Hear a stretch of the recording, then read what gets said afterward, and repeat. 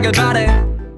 지금의 젊음과 힘 또 영감과 느낌 계속 오래가길 바래. 안녕하세요. 이지하게 그리스도인이 읽어보는 노자의 도덕경. 오늘은 도덕경 75장을 읽어보려고 합니다. 바로 읽어보겠습니다. 도덕경 75장입니다. 백성이 굶주리는 것은 위에서 너무 많은 세금을 가로채기 때문이다. 백성이 다스리기 어려운 것은 위에서 억지로 뭔가 하려 들기 때문이다. 백성이 죽음을 가벼이 여기는 것은 위에서 자신들의 삶만 두텁게 여기기 때문이다. 무릇 삶을 억지로 꾸려나가지 않으려는 자가 삶을 귀히 여기는 자보다 현명하다. 네, 여기까지입니다. 사는 게 참 힘들죠? 이 말은 너무나도 많이 듣고 많이 말하고 익숙합니다. 삶의 질에 있어서는 예전보다 더 잘 살게 되었고 필요한 것들이 넘쳐났는데 반대로 사람들은 극단적으로 더 지치고 무기력해집니다. 왜 그럴까? 일이 많아서서 그럴까? 일이 또 고돼서 그럴까 싶은데 그보다는 왜 사는지를 모른 채 살아가는 구조가 더 근본적인 문제일지 모릅니다. 생각해보면 예전에는 생존 자체가 목적이었습니다. 배를 채우고 겨울을 나고 그것 자체가 삶의 과제였어요. 그런데 지금은 다릅니다. 우리는 살아남는 것 이상을 요구받습니다. 비교하고 인정받고 성과를 내고 또 속도가 빨라야 되고 채워야 되고 효율이 삶을 재단을 합니다. 누구보다 앞서가야 되고 더 갖춰야 되고 더 잘해야 됩니다. 한간에서는 예전에 비해서 사회적 활동이 많이 늦어졌다, 캥거루족이 어쩌다라고 말하는데 사실 그것도 그만한 학력이나 자격들을 갖추기 위한 준비 시간이 더 많이 필요해진 것을 반증하는 거죠. 그것 자체가 지치고 아주 질려버려서 집 밖으로 안 나가는 그런 청년들도 있다고 하고요. 문제는 이제는 누가 시키지 않아도 우리가 우리 자신을 몰아붙이는 데 있습니다. 마감이 없어도 그냥 스스로 계획을 세우고요. 남들보다 뒤처질까봐 아직 오지도 않은 내일을 걱정합니다. 왜 그러냐 물어보면 누가 시켜서 하는 게 아니라 그냥 내가 스스로 원해서요 라는 말은 하지만 정말 그럴까요? 그 원한다는 게 사실은 그렇게 하지 않으면 불안해서 나온 것이 아니겠습니까? 이런 억지스러움은 노자의 말 앞에서 다시 재조명해 볼 수 있겠는데요. 노자는 이렇게 말했습니다. 백성이 굶주리는 것은 위에서 너무 많은 세금을 가로채기 때문이다. 백성을 다스리기 어려운 것은 위에서 억지로 뭔가 하려 들기 때문이다. 백성이 죽음을 가볍게 여기는 것은 위에서 자신의 삶만 두텁게 여기기 때문이다. 무릇 삶을 억지로 꾸려나가지 않으려는 자가 삶을 귀히 여기는 자보다 현명하다. 이 네 문장이 있는데 네 문장은 그냥 정치나 행정적인 면을 말하는 게 아니에요. 사는 게 왜 이렇게 피곤한지를 통찰하는 말입니다.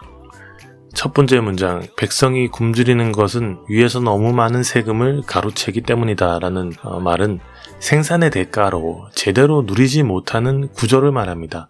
열심히 일해도 충분히 보상이 없다면 피로감과 무기력감은 더 깊어지겠죠. 아무리 노력해도 뭔가 계속 빼앗기고 있다는 느낌? 그게 오늘날 많은 사람들의 공통적인 감정이겠습니다. 모두가 열심히 삽니다. 살지만 삶이 점점 공허해지는 거죠. 두 번째 문장은 억지 피로를 말합니다. 사람은 자유롭게 살고 싶어 해요. 누구나 그래요. 근데 해야 할 일이 많습니다. 가정에서도 직장에서도 교회에서도 사회 전체가 사람들에게 뭔가를 해야 된다라고 강요를 해요. 물론 자유를 위해서 감내해야 될 것들이 있습니다. 근데 교육이라는 것도 학업 성취를 넘어서 존재의 기준이 되어 있고요. 일터는 자율 대신 성과를 강요합니다.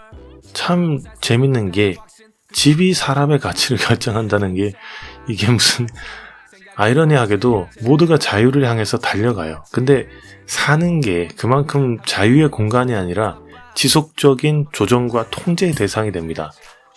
세 번째 문장이 가장 슬픈데 삶을 귀하게 여기지 않는다라고 하는데 그 이유가 위에 있는 사람들이 자기 삶만 귀하게 여기기 때문이래요.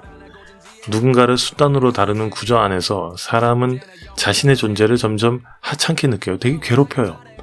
그렇게 존중받지 못한 사람은 자기 자신조차 귀하게 여기기 어렵죠. 노자는 마지막으로 말합니다. 삶을 억지로 꾸려나가지 않은 자가 삶을 귀히 여기는 자보다 현명하다고요. 우리는 보통 사는 걸 소중히 여기라 그렇게 배웁니다. 근데 그 말이 성공해야 된다, 쓸모 있어야 된다, 이런 강박으로 이어지고 있는 것들이 되게 좀 있는 것 같아요. 그래서 오히려 삶을 억지로 꾸려나가게 만들어요. 그렇다고 억지로 꾸려나가지 않는 삶은 책임을 포기하라는 말은 아닙니다. 넌 어떻게 할래? 라고 자기의 중심에 무엇을 세우고 사는지를 묻는 자세입니다. 흘러가게 두는 삶, 얽매이지 않은 삶, 이거는 무력한 방임이 아니라 있는 그대로 받아들이는 태도예요. 자신을 있는 그대로 인정하는 데서 시작하는 태도입니다. 마냥 되나마나 그런 게 아니라 자신을 바로 직시하고 무엇이 필요한지, 무엇부터 하면 좋을지를 스스로 판단하고 거기에 따르는 것들이 있는데 친히 감당하는 태도입니다. 이런 맥락에서 자발성이라는 개념이 되게 중요하겠죠. 이 자발성은 겉보기에 내가 원해서 하는 것 같지만 실제로는 사회적인 구조나 다른 사람의 기대가 만든 선택일 수도 있어요. 하고 싶어서 하는 거라고 하는 말 속에 그렇지 않으면 죽여버리겠다라는 그런 사회적인 압박감이 있는 거죠. 인정받지 못할까봐요. 그런 속내가 만약에 숨어 있다면 그거는 진짜 자발성이 아니라 내면화된 억지인 거죠. 심리학자들이 이걸 자기 착취라고 부르더라고요. 스스로 원한다고 착각하게 만들기 때문에 더 위험합니다. 스스로를 몰아붙이고 지치게 하면서도 내가 원한 거니까 그렇게 스스로를 설득을 해요. 이런 왜곡된 자발성은 결국에 사람의 영혼을 소진시킵니다. 그렇다면 진짜 자발성은 어떻게 회복될 수 있을까요? 노자는 무의를 말했습니다. 아무것도 하지 않은 게 아니라 억지로 하지 않은 겁니다. 억지로 하지 않는 겁니다. 이게 자유의 출발점인데요. 성공이나 효율이 아니라 존재 자체로 괜찮다, 그런 인식이요. 그 안에서 진짜 자발성이 서서히 피어나는 거겠죠. 철학자 한병철은 성과를 위한 자발성은 스스로를 감시하는 폭력이라고 말했고요. 진정한 자발성은 존재의 여백을 허용하는 것이라고 말했습니다. 여백이라는 것은 빈 공간이죠. 나 자신이 무엇인가로 가득 차 있는 게 아니라 어딘가 좀 모자란 듯한 그런 결핍입니다. 결핍은 부족함, 모자람을 뜻하기 때문에 통상적으로는 부정적입니다. 그렇지만은 여백이 있어야 마음이 피어난대요. 억지로 밀어붙이는 데서 자발성은 생기지 않습니다. 자, 이런 통찰은 성경의 메시지와도 비슷한데요. 하나님은 사람을 억지로 복종시키지 않으십니다. 예수님은 누구든지 나를 따르려거든 이라고 말씀하시면서 따라야 한다가 아니에요. 따르고 싶으면입니다. 그 안에는 존중과 여백이 담겨 있습니다. 예수님의 십자가 역시 억지다라고 볼 수도 있지만 억지는 아닌 것 같아요. 겟세마네 동산에서 내 뜻대로 마옵시고 아버지 뜻대로 하옵소서 라고 기도했을 때 기꺼이 순종하는 것을 택했다라고 볼 수 있죠. 억지와 기꺼이의 차이는 행동이 아니라 내면의 방향성에 있습니다. 사도 바울도 말합니다. 인색함으로나 억지로 하지 말지니 하나님은 즐겨내는 자를 사랑하시느니라. 이게 교회에서 헌금 꼭 해라 라고 하는 그런 설교에 많이 사용하고 있긴 한데, 여기서 즐겨낸다는 말은 헬라어로 히라로스라고 해서 기쁨에서 우러나오는 자발성입니다. 그것은 단지 자유로운 것이 아니라 기꺼이 헌신하는 마음입니다. 삶이 버거운 이유가 그냥 힘들어서가 아니죠. 너무 억지로 살고 있기 때문입니다. 위에서 끊임없이 조종하고 내면에서는 자기 자신이 끊임없이 채찍을 듭니다. 그 속에서 우리는 자발성도 기쁨도 삶의 흐름도 잃어버려요. 그래서 우리는 이렇게 물어봐야 될 것 같습니다. 나는 지금 억지로 살아가고 있는가? 아니면 기꺼이 살아내고 있는가? 이 삶은 누가 꾸민 삶인가? 내가 정말 원하는 방향인가? 아니면 남들이 기대한 틀인가? 라고요.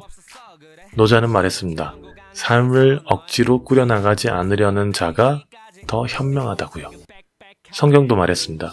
기꺼이 따르고 즐겨내는 자를 하나님이 사랑하신다 라고요. 이게 같은 방향을 가리키고 있어요. 억지에서 벗어나서 기꺼이로 흘러가는 삶을 수용하고 그 안에서 중심을 세워가는 거예요. 그때 우리는 억지로 끌려가는 인생이 아니라 기꺼이 살아내는 자유로운 존재가 될 수 있습니다. 바로 그 자리에서 하늘의 뜻과 인간의 존엄이 만납니다. 좀 더 나아가자면 기꺼이 살아내는 자유로운 존재가 되기 위해서는 억지로 끌려가지 않아야 되는데 억지로 끌려가지 않으려면 어떻게 해야 될까요? 헌신이 필요합니다. 기꺼이 살아가자고요. 너무 많은 것들을 아주 디테일하게 문제 삼고 지적하고 하는 게 똑똑하고 스마트한 게 아니에요. 오히려 자기 치부를 드러낼 여지와 본인 또한 빈 곳이 있다라는 것을 대놓고 드러내는 바보 같은 행위입니다. 최근에 총리 인사청문회를 보면서 물론 후보자 역시도 여백이 있죠. 그래서 좀 그랬는데 그걸 아주 자극적으로 적극적으로 지적하고 문제 삼는 사람이 있었죠.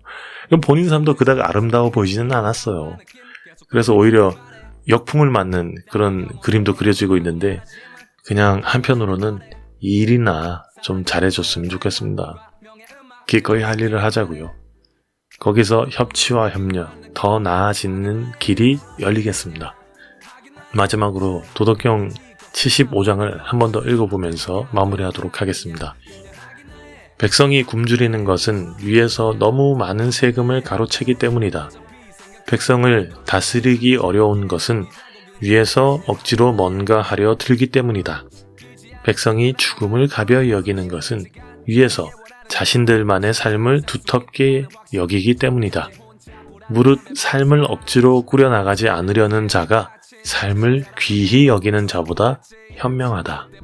네, 여기까지입니다. 들어주셔서 감사합니다.